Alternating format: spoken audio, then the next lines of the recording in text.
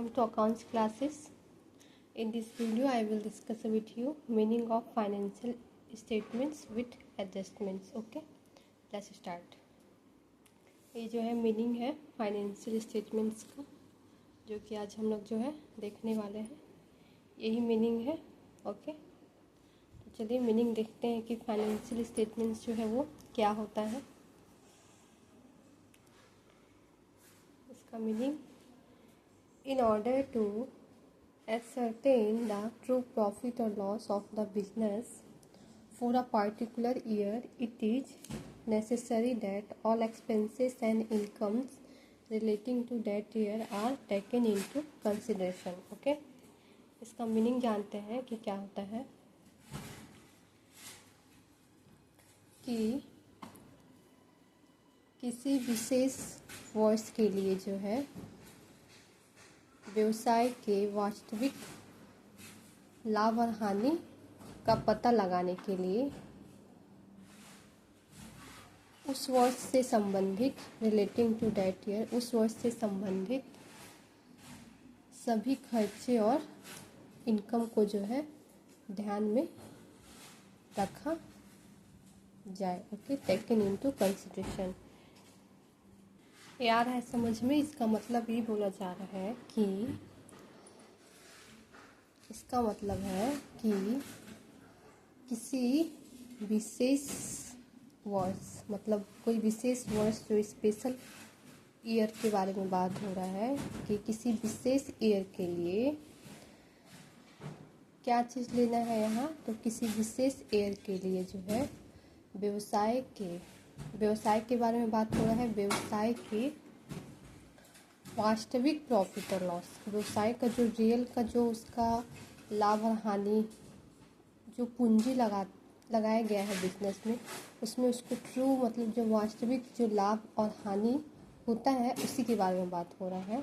कि किसी विशेष पार्टिकुलर के लिए, किसी विशेष वर्ष के लिए व्यवसाय के वास्तविक लाभ और हानि का पता लगाने के लिए यह आवश्यक है. It is necessary. ठीक है, इट इज नेसेसरी कि दैट ऑल एक्सपेंसेस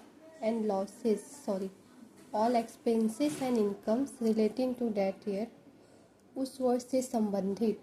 कौन से वर्ष से संबंधित? तो जो बोला जा रहा है फॉर अ पार्टिकुलर ईयर, जो विशेष ईयर का बात हो रहा है, उसी वर्ष से संबंधित सभी खर्चे और incomes.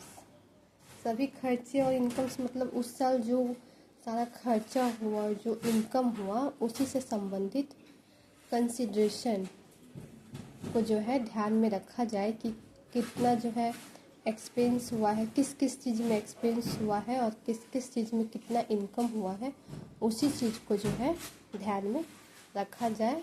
Are taken into consideration. Okay, चलिए आगे देखते हैं. अब एग्जाम्पल के रूप में क्या बताया जा रहा है यहाँ कि for example if we want to ascertain the net profit for the year. ठीक है, पहले यहाँ तक समझते हैं. बोल रहा है कि एग्जाम्पल के लिए इफ़, यदि we want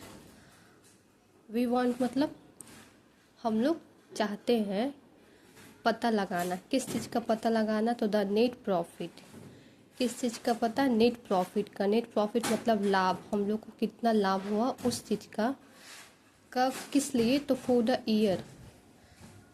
for the year मतलब फॉर द ईयर एंडेड, मतलब जो साल ख़त्म हो रहा है उसका पता लगाने के लिए. ठीक है,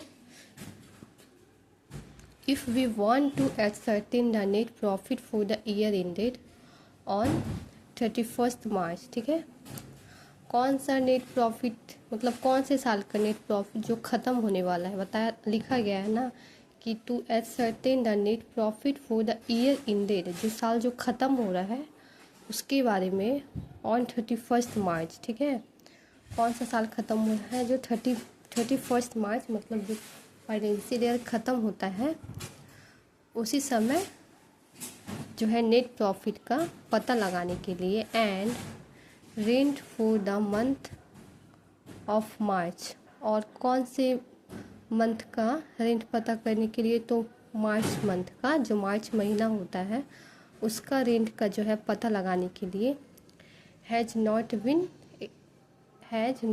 एट बिन पेड, जो अभी तक जो है पेड नहीं किया गया है, मतलब जिसको चुकाया नहीं गया है, मार्च महीना का जो रेंट है अभी तक उसको पे नहीं किया गया है। ठीक है,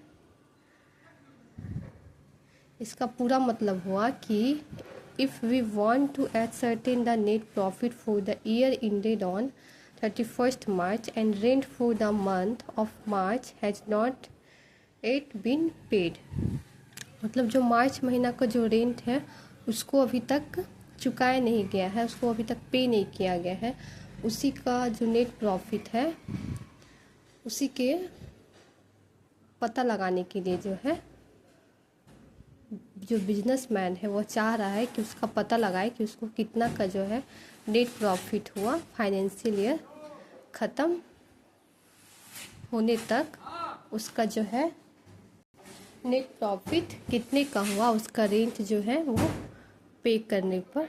आगे देखते हैं, it would be proper to include such rent along with the other expenses of the year. ठीक है, बोला it would be proper to include such rent along with the other expenses of the year. बोला जा रहा है कि ऐसे किराए को ऐसे किराए को जो है अदर एक्सपेंसेस के साथ जो है इंक्लूड करना उचित होगा, सही होगा। ठीक है, जिस किराए के बारे में बात हो रहा था, कौन सा किराया, तो मार्च महीना का जो किराया था, उस ऐसे किराए को जो दूसरा खर्चा है उसी के साथ, जैसे और खर्चा क्या हो जाता है बिजनेस में, कुछ किसी को पे करना जहाँ से हम लोग सामान परचेज किए हैं। ठीक है, तो जो बोल रहा है कि ऐसे किराए को जो है पे करना अदर एक्सपेंसेस के साथ जो है उचित होगा, कि उस जो रेंट लेने के साथ साथ कुछ और जो अन्य खर्चे हैं उसे भी पे कर दिया जाए, यही जो है सही होगा। ओके, फिर बताया जा रहा है सिमिलरली, इसी तरह it often happens that certain incomes like interest, dividend, commission and more are earned but not received during the year। ठीक है, यहाँ बताया जा रहा है कि इसी तरह यह अक्सर होता है कि सर्टेन इनकम्स, जो निश्चित इनकम्स होता है जैसे कि इंटरेस्ट, डिविडेंड, कमीशन, ये सब तो प्राप्त हो जाता है, लेकिन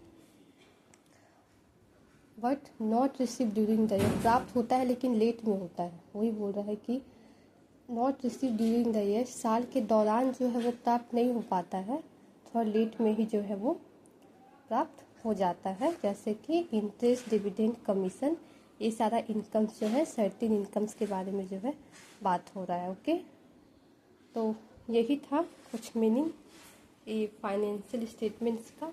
ठीक है, जो कि हम लोग आज देखें, और इसका कुछ है आगे कुछ रूल्स है जो हम लोग कल के वीडियो में जो है डिस्कस करेंगे। ओके, तो ओके बाय। वीडियो पसंद आए तो लाइक कर दीजिएगा। Okay bye, see you in the next video.